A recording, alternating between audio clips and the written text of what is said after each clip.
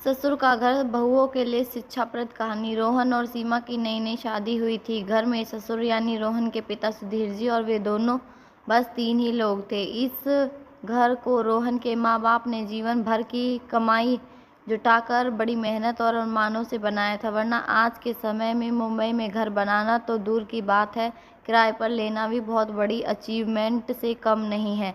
जब रोहन कॉलेज में था तब माँ इस दुनिया से छोड़कर जा चुकी थी। एक काम वाली बाई सकू थी जो सुबह से लेकर शाम तक उनके घर का सारा काम करती थी। नई नई शादी हुई थी, इसलिए सकू बाई का दिन भर घर में रहना सीमा को प्राइवेसी में बाधा सा लगता था। इसलिए अब सकू बाई सुबह खाना बनाना, कपड़े और पोछा करने के बाद चली जाती और वापस शाम को आकर खाना बनाती। सकू बाई की दोपहर की गैर हाजिरी में छोटे मोटे काम दिखाई देने लगे, जिसमें से ज़्यादातर काम बिना काम के सुधीर जी ये सोचकर कर लिया करते थे कि बहू को मदद हो जाएगी, लेकिन बहू सोचती थी कि ससुर औरतों के काम में दखल देने की आदत है। एक दिन मौका देखकर सीमा ने रोहन से कहा, क्यों ना हम बाबूजी को वृद्धाश्रम भेज दें। सिर्फ एक बार पैसा भरना पड़ेगा और उन्हें अपने उम्र के लोगों का साथ मिल जाएगा। हमें भी अपनी प्राइवेसी के बारे में ज़्यादा सोचना नहीं पड़ेगा। रोहन ने सीमा की बातों पर ज़्यादा ध्यान नहीं दिया। कुछ दिन ही बीते थे कि बाबूजी अपने दोस्तों के साथ एक हफ्ते टूर पर गए और इत्तेफाक से इसी दौरान सकूबाई भी छुट्टी पर थी। फिर क्या, सीमा को जैसा चाहिए था वैसा समय मिलने लगा। अब रोहन रेस्टोरेंट में खाना खा लेता और सीमा का ऑमलेट, ब्रेड या मैगी से काम चल जाता।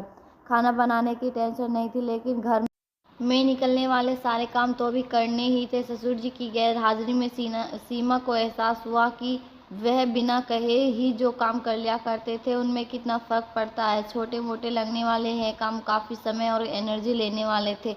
कुछ दिन बीतने के बाद एक दिन रोहन सीमा से कहता है, चलो आज कहीं बाहर घूम कर आते हैं। सीमा बड़ी खुशी खुशी सज धज कर बाहर घूमने के लिए तैयार हो जाती है। रोहन सीमा को अपने घर से 4 किलोमीटर दूर एक चौल में लेकर आता है और एक आदमी रोहन के हाथों में चाबी देता है।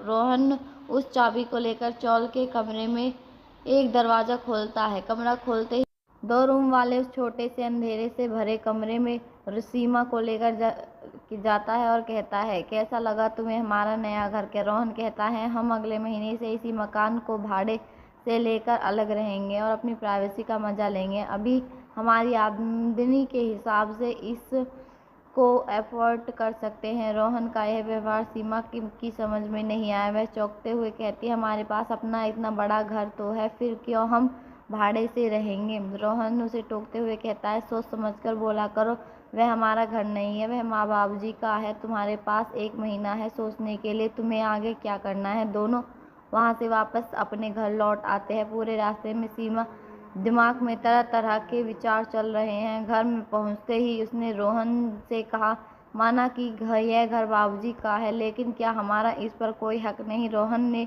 बिल्कुल है, लेकिन बाबूजी के बाद जब तक वह है तब तक तो नहीं। अगर तुम्हें हक समझ आता है तो तुम्हें जिम्मेदारियां भी समझ आती होंगी। सिर्फ हक के बारे में सोचकर अपनी जिम्मेदारियां भूलकर स्वार्थ होना क्या भला अच्छा होता है? सीमा के पास रोहन के इस सवाल का कोई जवाब नहीं था।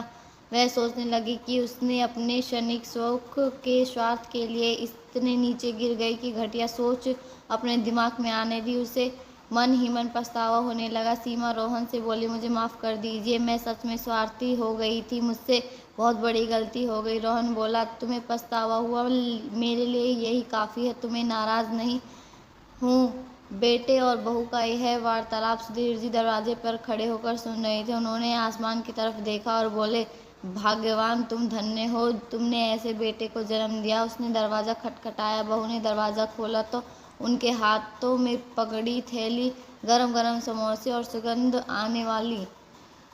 ससुर जी ने अपनी बहू से कहा, कोने वाले हलवाई के से लाया हूँ, तुम्हें बहुत पसंद है ना? सीमा ने अपने ससुर के प्रति विचार और ससुर के प्रति प्यार, उन दोनों का फ़र्क समझ में आते ही उसकी आंखों में पश्चाताप के आंसू और चेहरे पर अपने परिवार के प्यार के कारण मुस्कान आई। दोस्तों, इसी इंसानी दिमाग में हजारों विचार आते हैं, कुछ अच्छे कुछ बुरे, लेकिन किसी भी विचार को शब्दों में परिवर्तित करने से पहले उन्हें समझना बहुत ज़रूरी है। अक्सर विचार और वास्तविकता एक दूसरे से मेल नहीं खाते। हमें बुजुर्गों को बोझ लगते हैं जिनमें हम बात बात पर चिढ़ जाते हैं, और इसलिए ऐसा होता है क्योंकि हम स्वार्थी होकर सोचते हैं और हम उनके योगदान को समझ नहीं पाते। वे हमारे जीवन में बहुत अहम किरदार निभाते हैं। धन्यवाद।